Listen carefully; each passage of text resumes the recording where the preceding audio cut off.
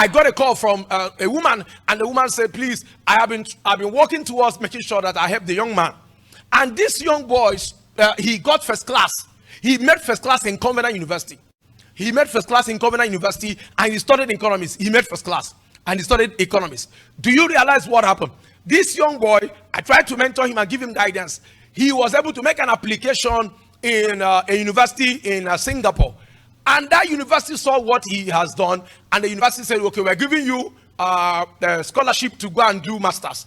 And the scholarship is very, very, about how many millions?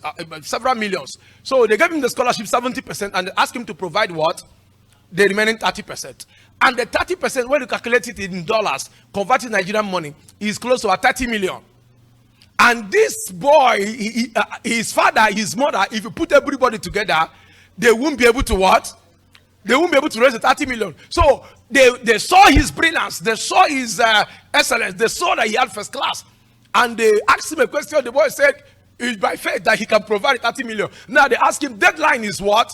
This 11th. That by 11th of March, he will be losing that what? Admission, because he was able to provide what? The 30%, close to 30 million. A first class material. So the mother called me, and I got to talk with him. And as we were talking, and I asked him a question.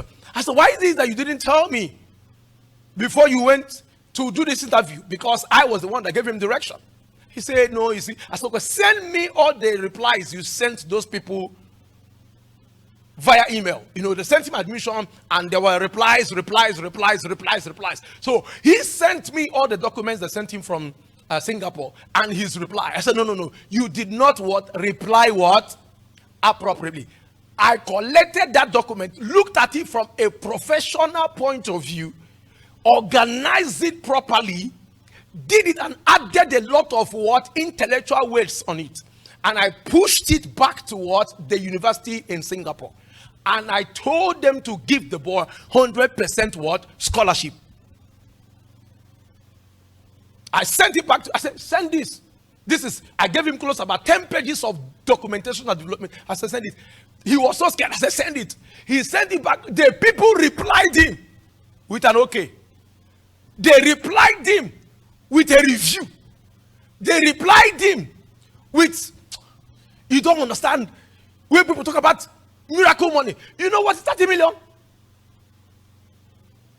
Normally, they have told him, if you don't provide 30 million, it is what? It is over. Now, I said, no. There is what is called the provisions of God. I said, no, this can actually be what? Reversed. So, if a young boy can believe God for such provisions of miracle for the remaining 30 million, how is it that me that is not the one preaching it? I am not disbelieving that God cannot tell somebody to drop $1 billion for me. The same way I was an instrument for this boy's what? Miracle. It's the same way somewhere is an agent for my what? So all I need is to consistently assume the Spirit of God, so that there can be miracle money dropping for the ministry, dropping for my children, dropping for my family, dropping for the projects that this church has. And I'm telling you something, we're not even talking about prosperity message now. We're talking about money gospel.